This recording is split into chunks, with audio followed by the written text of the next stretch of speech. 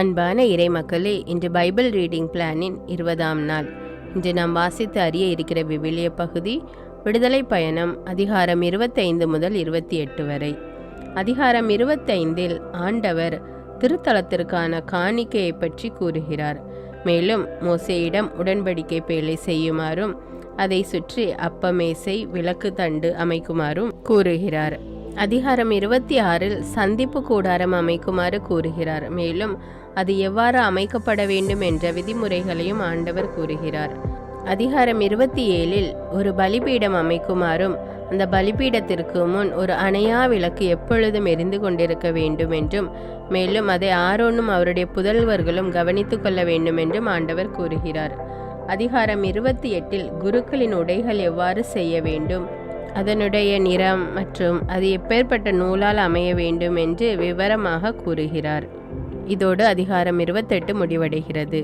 இன்று நாம் வாசித்து அறிய இருக்கிற விவிலிய பகுதி விடுதலை பயணம் அதிகாரம் 25 முதல் 28 வரை. தொடர்ந்து வாசிப்போம். விடுதலை பயணம் அதிகாரம் 25.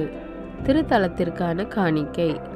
ஆண்டவர் மோசேயை நோக்கி பின்வருமாறு கூறினார்: இஸ்ரேல் மக்கள் காணிக்கை கொண்டு வருமாறு நீ அவர்களோடு பேசு. தன்னார்வம் கொண்ட ஒவ்வொருவரிடமிருந்தும் நீங்கள் எனக்காக காணிக்கை பெற்றுக்கொள்ளுங்கள். நீங்கள் அவர்களிடமிருந்து பெற்றுக்கொள்ள வேண்டிய காணிக்கைகளாவன: பொன், வெள்ளி, வெண்கலம், நீலம், கரும் சிவப்பு, சிவப்பு நிற நூல், மெல்லிய நார்பட்டு, வெள்ளாட்டு உரோமம், செந்நிறமாக பதனிட்ட ஆட்டுக்கிடாய் தோல்கள், வெள்ளாட்டு தோல்கள், சித்தி மரம், விளக்குக்கான எண்ணெய், திருப்பொலிவு எண்ணெய்க்கும் தூபத்துக்கும் தேவையான நறுமண வகைகள், ஏப்போதுக்கும் மார்பு பட்டைக்கும் தேவையான பன்னிற மணிவகை கற்கள், பதித்து வைக்கும் கற்கள். நான் அவர்கள் நடுவில் தங்குவதற்கென ஒரு தூயகம் அமைக்கப்படட்டும். திருவுறைவிட அமைப்பையும் அதன் அனைத்து பொருள்களின் அமைப்பையும் நான் உனக்கு சொல்லி காட்டுகிறபடியெல்லாம் செய்யுங்கள். உடன்படிக்கை பேழை. சித்தி மரத்தால் அவர்கள் ஒரு பேழை செய்யட்டும். அதன் நீளம் 2.5 முழம், அகலம் 1.5 முழம், உயரம் 1.5 முழமாக இருக்கட்டும். அதன் மேலெங்கும் பசும்பொன்னால் மூடுவாய், உள்ளும் புறமும் வேய்ந்திடுவாய். அதை சுற்றிலும் ஒரு பொன் தோரணம் பொருத்திடுவாய். 4 பொன் வளையங்களை வார்த்து, 2 வளையங்களை ஒரு பக்கத்திலும் 2 வளையங்களை மறுபக்கத்திலுமாக அதன் 4 கால்களோடும் பொருத்துவாய். சித்தி மரத்தால் தண்டுகள் செய்து அவற்றையும் பொன்னால் மூடுவாய். பேழையை தூக்கி செல்லும்படி பேழையின் பக்கங்களில் உள்ள வளையங்களில் தண்டுகளை மாட்டி வைப்பாய். தண்டுகள் பேழையில் உள்ள வளையங்களில் மாட்டப்பட்டிருக்கட்டும். அங்கிருந்து அவை கலற்றப்படலாகாது. நான் உனக்கு கொடுக்கும் உடன்படிக்கை கற்பலகைகளை பேழையினுள் வைப்பாய். மேலும் பசும்பொன்னால் இரக்கத்தின் இருக்கை ஒன்று அமைப்பாய். அதன் நீளம் 2.5 முழம், அகலம் 1.5 முழமாக இருக்கட்டும். 2 பொன் கெருபுகளை செய்தல் வேண்டும். இரக்கத்தின் இருக்கையிலுள்ள 2 பக்கங்களிலும் அவற்றை அடிப்பு வேலையாக அமைப்பாய். ஒரு புறத்தில் ஒரு கெருபும் மறுபுறத்தில் மற்றொரு கெருபுமாக அமைக்க வேண்டும்.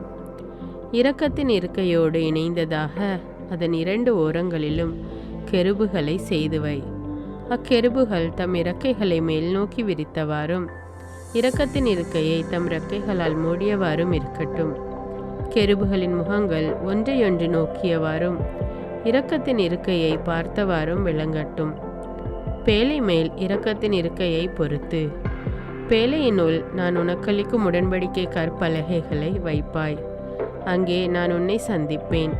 உடன்படிக்கை பேழைக்கு மேலே அமைந்த இரக்கத்தின் இருக்கையில் 2 கெருபுகள் நடுவிலிருந்து நான் உன்னோடு பேசி இஸ்ரேல் மக்களுக்கான கட்டளைகள் அனைத்தையும் உனக்கு கொடுப்பேன். அப்ப மேசை. சித்தி மரத்தால் ஒரு மேசை செய். அதன் நீளம் 2 முழம், அகலம் 1 முழம், உயரம் 1.5 முழமாக இருக்கட்டும். அதனை பசும்பொன்னால் பொதிந்து சுற்றிலும் ஒரு பொன் தோரணம் செய்து வைப்பாய். மேலும் 4 விரல் கடை அளவில் அதற்கு சுற்று சட்டம் அமைத்து சட்டத்தை சுற்றிலும் பொன் தோரணம் செய்து வைப்பாய். அதற்கு 4 பொன் வளையங்கள் செய்து 4 மூலைகளிலும் 4 கால்களில் இணைத்துவிடு. மேசையை தூக்கி செல்லும் தண்டுகளை தாங்கும் வளையங்கள் சட்டத்தின் அருகில் கிடக்கட்டும். சித்தி மரத்தால் தண்டுகள் செய்து அவற்றையும் பொன்னால் பொதிவாய். இவைகளை கொண்டே மேசை தூக்கி செல்லப்பட வேண்டும். அதற்குரிய தட்டுகள், கிண்ணங்கள், ஜாடிகள், நீர்ம பலிக்கான குவளைகள் ஆகியவற்றை செய்ய வேண்டும். பசும்பொன்னால் அவற்றை செய்க. என் முன் இம்மேசை மேல் எப்பொழுதும் திருமுன்னிலை அப்பம் வைப்பாயாக. விளக்குத்தண்டு. பசும்பொன்னால் ஒரு விளக்குத்தண்டு செய்வாய். அடிப்பு வேலையுடன் விளக்குத்தண்டை அமைப்பாய். அதன் அடித்தண்டு, கிளைகள், கிண்ணங்கள், குமிழ்கள், மலர்கள் ஆகியவை ஒன்றிணைந்ததாக விளங்கட்டும். விளக்குத்தண்டின் ஒரு பக்கத்திலிருந்து 3 கிளைகளும் விளக்குத்தண்டின் மறுபக்கத்திலிருந்து 3 கிளைகளுமாக அதன் பக்கங்களில் 6 கிளைகள் செல்லும். ஒரு கிளையில் வாதுமை வடிவில் 3 கிண்ணங்கள் தம் தம் குமிழுடனும் மலருடனும் சேர்ந்து அமையும். மறு கிளையிலும் வாதுமை வடிவில் 3 கிண்ணங்கள் தம் தம் குமிழுடனும் மலருடனும் அமையும். இவ்வாறு விளக்குத்தண்டிலிருந்து பிரிந்து செல்லும் 6 கிளைகளும் இருக்கட்டும். ஆனால் விளக்குத்தண்டுக்கு நேர்மேலே வாதுமை வடிவில் 4 கிண்ணங்கள் தம் தம் குமிழ்களுடனும் மலர்களுடனும் அமையும். முதல் 2 கிளைகளுக்கு கீழே ஒரு குமிழிடை, 2 கிளைகளுக்கு கீழே ஒரு குமிழ், கடை 2 கிளைகளுக்கு கீழே ஒரு குமிழ் என்று விளக்குத்தண்டிலிருந்து பிரிந்து செல்லும் 6 கிளைகளுக்கும் அமையும். அதன் குமிழ்கள், கிளைகள் யாவும் ஒன்றிணைந்தவையாயும் பசும்பொன் அடிப்பு வேலையுடன் அமைந்தவையாயும் இருக்கும். அதற்காக 7 அகல்கள் செய்வாய். முன்பக்கமாக ஒளி வீசும் முறையில் அவற்றை ஏற்றி வைப்பாய். அதன் அணைப்பான்களும் நெருப்பு தட்டுகளும் பசும்பொன்னாலேயே ஆக்கப்பட வேண்டும். அதனையும் எல்லா துணை கலன்களையும் 1 தாலந்து பசும்பொன்னால் செய்து முடிப்பாய். மலையில் உனக்கு காண்பிக்கப்பட்ட முறைப்படி நீ இவற்றை செய்யுமாறு கவனித்துக்கொள். விடுதலை பயணம் அதிகாரம் 26. சந்திப்பு கூடாரம். மேலும் திருவுறைவிடத்தை 10 மூடு திரைகளை கொண்டு செய்வாய். அவை முறுக்கேறி நெய்த மெல்லிய நாற்பட்டாலும் நீலம், கருஞ்சிவப்பு, சிவப்பு நிற நூலாலும் செய்யப்பட வேண்டும். அவற்றில் கெருபுகளை கலைத்திறனுடன் அமைப்பாய். மூடுதிரை ஒன்றின் நீளம் 28 முழம், அகலம் 4 முழம். ஒரு மூடுதிரையின் அளவே எல்லா திரைகளுக்குமாம். இவற்றுள் 5 மூடுதிரைகளை ஒன்றாகவும் ஏனைய 5 மூடுதிரைகளை ஒன்றாகவும் இணைத்துவிட வேண்டும். பின்னர் முதல் தொகுப்பின் கடை ஓரத்தில் நீலவண்ண துணி வளையங்களை அமைப்பாய். அவ்வாறே அடுத்த தொகுப்பின் கடை ஓரத்திலும் வளையங்களை அமைப்பாய். முதல் திரை தொகுப்பின் ஓரத்தில் அமைக்க வேண்டிய வளையங்கள் 50, மற்ற திரை தொகுப்பின் ஓரத்தில் அமைக்க வேண்டிய வளையங்கள் 50. வளையங்கள் எதிரெதிரே இருக்க வேண்டும். பொன்னால் கொக்கிகள் 50 செய்து அக்கொக்கிகளால் திரை தொகுப்புகளை ஒன்றாய் இணைத்துவிடு. இவ்வாறு ஒன்றிணைந்து திருவுறைவிடம் அமையும். திருவுறைவிடத்தின் மேலே கூடாரம் அமைப்பதற்கு வெள்ளாட்டு உரோமத்தால் மூடுதிரைகள் செய்வாய். 11 மூடுதிரைகள் செய்யப்பட வேண்டும். ஒரு மூடுதிரையின் நீளம் 30 முழம், அகலம் 4 முழம். 11 மூடுதிரைகளுக்கும் அளவு ஒன்றே. இவற்றில் 5 மூடுதிரைகளை ஒன்றாகவும் 6 மூடுதிரைகளை ஒன்றாகவும் இணைத்துவிடு. 6 மூடுதிரைகளின் தொகுப்பு கூடாரத்தின் முன்பகுதியில் 2ஆக மடிக்கப்பட்டு கிடக்கட்டும். முதல் திரை தொகுப்பின் ஓரத்தில் 50 வளையங்களை அமைப்பாய். அவ்வாறே 50 வளையங்களை அடுத்த திரை தொகுப்பின் ஓரத்திலும் அமைப்பாய். வெண்கலத்தால் 50 கொக்கிகள் செய்து கொக்கிகளை காதுகளில் மாட்டிவிடு. இவ்வாறு ஒன்றிணைந்து கூடார மூடுதிரை அமையும். கூடார மூடுதிரையில் எஞ்சி இருக்கும் பாகம் தொங்கிக் கொண்டிருக்கும். திருவுறைவிடத்தின் பின்புறத்தே பாதி திரை தொங்கும். கூடார மூடுதிரையின் பக்கங்களில் மீந்திருக்கும் பகுதி திருவுறைவிடத்தின் ஒரு புறம் 1 முழம், மறுபுறம் 1 முழமும் தொங்கி மறைக்கும். செந்நிற பதனிட்ட செம்மறி ஆட்டுக்கிடாய் தோள்களாலும் வெள்ளாட்டு தோள்களாலும் கூடாரத்திற்கு ஒரு மேல் விரிப்பு செய்வாய். திருவுறைவிடத்திற்கான செங்குத்தான சட்டங்களை சித்தி மரத்தால் செய்வாய். ஒரு சட்டத்தின் நீளம் 10 முழம், சட்டம் ஒவ்வொன்றின் அகலம் 1.5 முழம். சட்டம் ஒன்றுக்கு 2 கொளுத்துகள் வீதம் சட்டத்தோடு சட்டத்தை இணைத்துவிடு. அவ்வாறே திருவுறைவிடத்தின் எல்லா சட்டங்களும் இணைக்கப்பட வேண்டும். திருவுறைவிடத்திற்கான சட்டங்கள் செய்யுங்கள். தெற்கு பக்கம் தென் திசை நோக்கி நிற்க வேண்டியவை 20 சட்டங்கள். ஒரு சட்டத்துக்கு கீழே இரு கொளுத்துகளோடு இரு பாத பொருத்துகள், அடுத்த சட்டத்துக்கு கீழே இரு கொளுத்துகளோடு இரு பாத பொருள்கள் என்று 20 சட்டங்களுக்கு கீழே 40 வெள்ளி பொருத்துகள் வேண்டும். திருவுறைவிடத்தின் இரண்டாவது பக்கமாகிய வடதிசையில் 20 சட்டங்கள் நிற்கும். ஒரு சட்டத்துக்கு கீழே 2, மறு சட்டத்துக்கு கீழே 2 என்று அவற்றில் 40 வெள்ளி பாத பொருத்துகள் இடம்பெறும். திருவுறைவிடத்தின் பின்புறமாகிய மேற்கு பக்கத்திற்கான 6 சட்டங்கள் செய்வாய். அதனுடன் திருவுறைவிடத்தின் மூலைகளுக்காக 2 சட்டங்களும் செய்வாய். அவை ஒவ்வொன்றும் கீழிருந்து மேலே முதல் வளையம் வரைக்கும் இரட்டை கனமாக அமைக்கப்படும். இவ்வாறே 2 மூலைகளும் அமையும்.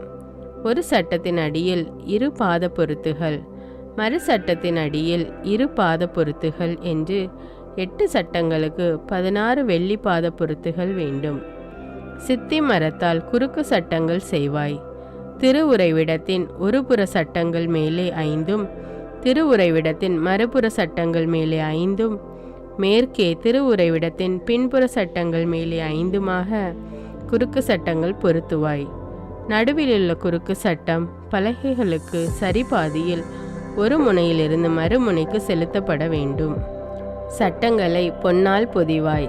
அவற்றில் குறுக்கு சட்டங்களை செருகுவதற்காக வளையங்களை பொன்னால் செய். குறுக்கு சட்டங்களையும் பொன்னால் பொதிவாய். இவ்வாறு மலையில் உனக்கு காண்பிக்கப்பட்ட திட்டப்படி திருவுறைவிடத்தை நிறுவுவாய். மேலும் ஒரு திருத்தூயக தொங்கு திரை செய்யப்பட வேண்டும். அது நீலம், கருஞ்சிவப்பு, சிவப்பு நிற நூலாலும் முறுக்கேற்றி நெய்த மெல்லிய நாற்பட்டாலும் செய்யப்பட வேண்டும். அவற்றில் கெருபுகளை கலைத்திறனுடன் அமைப்பாய். அதனை 4 சித்திம் மரத்தூண்களில் தொங்கவிடுவாய். இவை பொன்வளை வாணிகள் கொண்டவை. பசும்பொன்னால் மூடப்பட்டு 4 வெள்ளி பாத பொருள்களில் நிற்பவை. கொக்கிகளில் அந்த திரையை தொங்கவிடு. அதற்கு உட்புறமாக உடன்படிக்கை பேழையை வைப்பாய். இவ்வாறு தொங்கு திரை தூயகத்தையும் திருத்தூயகத்தையும் பிரிக்கும். திருத்தூயகத்தில் உடன்படிக்கை பேழையின் மேல் இரக்கத்தின் இருக்கையை அமைப்பாய். தொங்கு திரைக்கு முன்புறம் ஒரு மேசையையும், மேசைக்கு எதிரே திருவுறைவிடத்தின் தென்புறம் விளக்கு தண்டையும் வைப்பாய். மேசையையோ வடப்புறம் வைப்பாய். கூடாரத்தின் நுழைவிடத்திற்காக ஒரு தொங்கு திரை செய்வாய். அது நீலம், கரும் சிவப்பு, சிவப்பு நிற நூலாலும் முறுக்கேற்றி நெய்த மெல்லிய நாற்பட்டாலும் பின்னல் வேலை கொண்டதாக செய்யப்பட வேண்டும். இத்திரையை தொங்க விடுவதற்காக 5 சித்தி மரத்தூண்களை செய்துவை. இவை பசும்பொன்னால் மூடப்பட்டனவாயும் பசும்பொன் வளைவாணிகள் கொண்டனவாயும் 5 வெண்கல பாத பொருத்துகளில் நிற்பனவாயும் அமையட்டும்.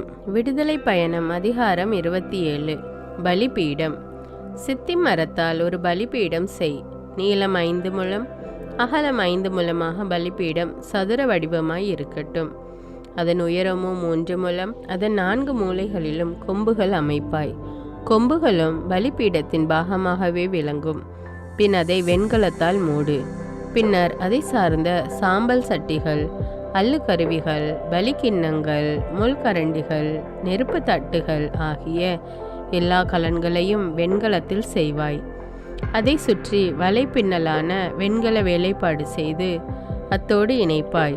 4 மூலைகளிலும் 4 வளையங்களை பொருத்துவாய். பலிபீடத்தின் பாதி பகுதியை எட்டும்படி அதன் விளிம்புக்கு கீழே வலைப்பின்னலை பொருத்து. பலிபீடத்தின் தண்டுகளை சித்தி மரத்தால் செய்து அவற்றை வெண்கலத்தால் மூடுவாய். பலிபீடத்தை தூக்கி செல்வதற்காக அதன் 2 பக்கங்களிலும் இத்தண்டுகள் வளையங்களிலும் செலுத்தப்படும். பலகைகளை சேர்த்து உள்கூடாக பலிபீடத்தை செய்ய வேண்டும். மலை மேல் உனக்கு காண்பிக்கப்பட்டபடி அது செய்யப்படட்டும். திருவுறைவிட முற்றம். திருவுறைவிட முற்றத்தை நீ உருவாக்குவாய். தெற்கு பக்கம் தென் திசை நோக்கி முறுக்கேற்றி செய்த மெல்லிய நாற்பட்டால் செய்த தொங்கு திரைகளை 100 முழ நீளத்திற்கு போட வேண்டும். அதற்கு 20 தூண்களும் வெண்கலத்தில் 20 பாத பொருத்துகளும் தூண்களுக்கான வெள்ளி கொளுத்துகளும் பூண்களும் தேவை. அவ்வாறே வடப்பக்கத்தில் 100 முழ நீளமான தொங்கு திரைகளும் அவற்றுடன் 20 தூண்களும் 20 வெண்கல பாத பொருத்துகளும் தூண்களுக்கான வெள்ளி கொளுத்துகளும் பூண்களும் தேவை. மேற்கு பக்கத்தில் முற்றத்தின் அகலப்பகுதி 50 முழ தொங்கு திரைகளாலும் அதற்கான 10 தூண்களாலும் 10 பாத பொருத்துகளாலும் அமையும். கதிரவன் தோன்றும் கீழ்த்திசை நோக்கிய முற்றத்தின் அகலம் 50 முழம். அதன் ஒரு பகுதி 15 முழ தொங்கு திரைகளாலும் 3 தூண்களாலும் 3 பாத பொருத்துகளாலும் அமையும். மறுபகுதி 15 முழ தொங்கு திரைகளாலும் 3 தூண்களாலும் 3 பாத பொருத்துகளாலும் அமைக்கப்படும். நீலம் கரும் சிவப்பு சிவப்பு நிற நூலாலும் முறுக்கேற்றி நெய்த மெல்லிய நாற்பட்டாலும் பின்னல் வேலைப்பாட்டுடன் அமைந்த 20 முழ தொங்கு திரை முற்றத்தின் நுழை வாயிலாக விளங்கும். அதற்காக 4 தூண்களும் 4 பாத பொருத்துகளும் அமைக்கப்படட்டும். முற்றத்தை சுற்றியுள்ள எல்லா தூண்களுமே வெள்ளியால் மூடப்பட்டிருக்கும். அவற்றின் கொளுத்துகள் வெள்ளியாலும் பாத பொருத்துகள் வெண்கலத்தாலும் செய்யப்படும். முற்றத்தின் நீளம் 100 முழம், அகலம் 50 முழம், உயரம் 5 முழம். திரைகள் முருகேற்றி நெய்த மெல்லிய நாற்பட்டால் ஆனவை. பாதப்பொருத்துகள் வெண்கலத்தால் ஆனவை. திரு உறைவிட திருப்பணிகளுக்கான அனைத்து பொருள்களும் அங்குள்ள கொளுத்துகளும் முற்றத்தில் உள்ள எல்லா கொளுத்துகளும் வெண்கலமாயிருக்கும். விளக்கை பேணுதல். விளக்குக்காக பிழிந்த தூய்மையான ஒலிவ எண்ணெய் கொண்டு வரப்பட வேண்டும் என்று இஸ்ரேல் மக்களுக்கு நீ கட்டளையிடுவாய். சந்திப்பு கூடாரத்தில் உடன்படிக்கை பேழைக்கு முன்னுள்ள தொங்கு திரைக்கு வெளியே அணையா விளக்கு எரிந்து கொண்டிருக்கட்டும். ஆரோனும் அவன் புதல்வரும் இரவிலும் பகலிலும் அதை கவனித்து கொள்ளட்டும். தலைமுறை தோறும் இஸ்ரேல் மக்களுக்கிடையில் மாறாமல் நிற்கும் சட்டம் இது. விடுதலை பயணம் அதிகாரம் 28. குருக்களின் உடைகள். எனக்கு குருத்துவ பணி புரிவதற்காக உன் சகோதரன் ஆரோனையும் அவன் புதல்வர் நாதாபு, அபிஹு, எலையாசர், இத்தாமர் ஆகியோரையும் இஸ்ரேல் மக்கள் நடுவில் இருந்து அழைத்து வா. உன் சகோதரன் ஆரோனுக்காக மாண்பும் அழகும் பொருந்திய திருவுடைகள் செய்வாய். திறமையால் நான் நிரப்பியுள்ள வல்லுநர்கள் எல்லாரிடமும் சொல். எனக்கு குருத்துவ பணி புரியுமாறு ஆரோனை திருநிலைப்படுத்துவதற்காக அவர்கள் திரு உடைகள் செய்வார்கள். செய்யப்பட வேண்டிய உடைகள் ஆவன: மார்பு பட்டை, ஏப்போது, அங்கி, கோடிட்ட உள்ளாடை, தலைப்பாகை, இடைக்கச்சை ஆகியவை. இவ்வாறே எனக்கு குருத்துவ பணி புரியும்படி உன் சகோதரன் ஆரோனுக்காகவும் அவன் புதல்வர்களுக்காகவும் திருவுடைகள் செய்யப்படட்டும். பொன்னையும் நீலம் கரும் சிவப்பு சிவப்பு நிற நூலையும் உருக்கேற்றி நெய்த மெல்லிய நாற்பட்டையும் பயன்படுத்தி பொன்னாலும் நீலம் கரும் சிவப்பு சிவப்பு நிற நூலாலும் முறுக்கேற்றி நெய்த மெல்லிய நாற்பட்டாலும் கை தேர்ந்த வேலைப்பாட்டுடன் எப்போதே அமைக்கட்டும். அதற்கு 2 தோள்பட்டைகள் செய்து அதன் 2 பக்கத்து ஓரங்களிலும் அதை இணைத்துவிடு. எப்போதை இணைக்கும் தோள்பட்டை அதன் ஒரு பகுதியாகவும் அதை போலவே பொன்னாலும் நீலம் கரும் சிவப்பு சிவப்பு நிற நூலாலும் முறுக்கேற்றி செய்த மெல்லிய நாற்பட்டாலும் செய்யப்பெறும். 12 மணிக்கற்கள் 2 எடுத்து அவற்றின் மேல் இஸ்ரேல் புதல்வர் பெயர்களை பொறித்து வைப்பாய். அறுவர் பெயர்களை ஒரு கல்லிலும் ஏனைய அறுவர் பெயர்களை 2ஆம் கல்லிலுமாக அவர்களது பிறப்பு வரிசைப்படியே அவற்றில் பொறித்துவிடு. கல் வேலைப்பாடாயும் முத்திரை வெட்டு போன்றும் இஸ்ரேல் புதல்வர் பெயர்களை 2 கற்களிலும் பொறித்து அவற்றை பொன்னிலை பின்புலத்தில் பதித்து வைப்பாய். இவ்விரு கற்களையும் ஏப்போதின் தோள்பட்டையில் பொருத்திவிடு. இவை இஸ்ரேல் மக்களின் நினைவு கற்களாகும். ஆரோன் அவர்கள் பெயர்களை தம் 2 தோள்களிலும் ஆண்டவர் திருமுன் நினைவு சின்னமாக தாங்கி நிற்பான். பொன் வேலைப்பாட்டுடன் பதக்கங்கள் செய். பின்னர் பசும்பொன்னால் பின்னல் வடிவில் 2 சங்கிலிகள் செய்து சங்கிலிகளை பதக்கங்களில் பொருத்துவாய். மார்பு பட்டை. தீர்ப்பு கூறும் மார்பு பட்டை ஏப்போது போலவே கலை வேலைப்பாட்டுடன் அமைய வேண்டும். அதை பொன்னாலும் நீலம் கரும் சிவப்பு சிவப்பு நிற நூலாலும் முருகேற்றி நெய்த மெல்லிய நாற்பட்டாலும் செய்வாய். அது 2ஆக மடிந்ததாயும் நீளம் 1 சான் அகலம் 1 சான் என்று சதுர வடிவமானதாயும் இருக்க வேண்டும். அதை நிரப்புமாறு அதன் மேல் கற்களை 4 வரிசையாக பதிப்பாய். முதல் வரிசையில் பதுமராகம், முட்பராகம், மரகதம். 2ஆம் வரிசையில் மாணிக்கம், நீலமணி, வைரம். 3ஆம் வரிசையில் கெம்பு, வைடூரியம், செவ்வந்திக்கல். 4ஆம் வரிசையில் படிகப்பச்சை, கோமேதகம், கடல் வண்ணக்கல். இவையாவும் பொன்னிலை பின்புலத்தில் பதிக்கப்படட்டும். இந்த கற்கள் இஸ்ரவேல் புதல்வர் பெயர்களுக்கு ஏற்ப 12 பெயர்களை கொண்டிருக்கும். அவை ஒவ்வொன்றிலும் ஒரு பெயர் வீதம் 12 குலங்களுக்காக 12 பெயர்களும் பொறிக்கப்பட்டு முத்திரை போல் விளங்கும். மார்பு பட்டை மேல் பொருத்த பின்னல் வேலைப்பாட்டுடன் அமைந்த சங்கிலிகளை பசும்பொன்னால் செய்ய வேண்டும். மார்பு பட்டைக்காக 2 பொன் வளையங்களை செய்து அந்த 2 வளையங்களையும் மார்பு பட்டையின் 2 மூலைகளிலும் பொருத்துவாய். 2 பொன் சங்கிலிகளையும் மார்பு பட்டையின் மூலைகளிலுள்ள 2 வளையங்களில் மாட்டிவிடு. சங்கிலிகளின் மற்ற 2 முனைகளையும் 2 பதக்கங்களில் மாட்டுவாய். இவற்றை ஏப்போதின் தோள்பட்டையோடு முன்புறமாய் பொருத்துவாய். 2 பொன் வளையங்கள் செய்து அவற்றை மார்பு பட்டையின் 2 விளிம்புகளில் உட்புற ஓரங்களில் ஏப்போதை அடுத்து இணைப்பாய். மேலும் 2 பொன் வளையங்கள் செய்து அவற்றை ஏப்போதின் 2 தோள்பட்டைகளின் முன்பக்கம் கீழ்ப்பகுதியில் அது இணையும் இடத்தில் ஏப்போதின் பின்னல் அலகு கச்சைக்கு மேலே கோர்த்துவிடு. பின்னர் மார்பு பட்டையின் வளையங்களை ஏப்போதின் வளையங்களோடு நீல நாடாவால் இணைத்து கட்டு. இவ்வாறு மார்பு பட்டை ஏப்போதின் பின்னல் அலகு கச்சையிலிருந்து அகலாமலும் ஏப்போதின் மேல் படிந்தும் நிற்கும். ஆரோன் திருத்தலத்திற்குள் செல்கையில் தீர்ப்பு கூறும் மார்பு பட்டையின் மேலுள்ள இஸ்ரவேல் புதல்வர் பெயர்களை தம் நெஞ்சின் மேல் தாங்கி நிற்பான். அவை ஆண்டவர் திருமுன் நீங்காத நினைவு சின்னமாக திகழும். தீர்ப்பு கூறும் மார்பு பட்டையில் உரிமையும் தும்மியையும் இட்டு வைப்பாய்.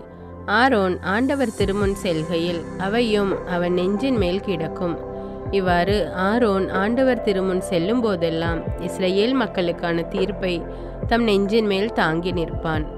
குருக்களின் பிற உடைகள். ஏப்போதின் அங்கி முழுவதும் நீல நிறத்தில் செய்வாய். அதில் தலை நுழைய ஒரு திறப்பும் அதனை சுற்றி மேலாடைகளின் திறப்பில் அமைவது போன்று நெசவு வேலைப்பாடுள்ள ஒரு கரையும் அமைந்திருக்கட்டும். ஆக அது கிழியாதிருக்கும். அதன் விளிம்பெங்கும் நீலம், கரும் சிவப்பு, சிவப்பு நிற நூலாலும் ஒரு கேற்றி செய்த மெல்லிய நாற்பட்டாலும் மாதுளை தொங்கலும் சுற்றிலும் அதனிடையே பொன்மணிகளும் பொருத்துவாய். ஒரு பொன்மணி ஒரு மாதுளை தொங்கல், பின்னும் ஒரு பொன்மணி ஒரு மாதுளை தொங்கல் என்று அங்கியின் விளிம்பெங்கும் அமைத்திடு. திருப்பணிப்புரிகையில் ஆரோன் இதனை அணிந்திருக்க வேண்டும். இதனால் அவன் ஆண்டவர் திருமுன் தூயகத்தில் நுழைகையிலும் வெளி வருகையிலும் அதன் ஒலி கேட்கும். இல்லையெனில் அவன் சாவான்.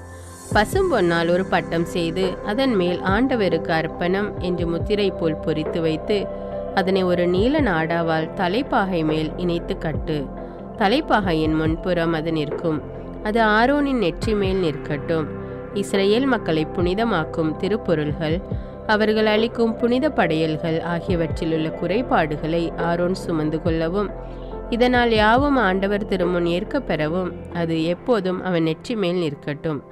மேலும் மெல்லிய நாற்பட்டால் உள்ளங்கி செய்ய வேண்டும். தலைப்பாகையையும் மெல்லிய நாற்பட்டால் நெய்வாய்.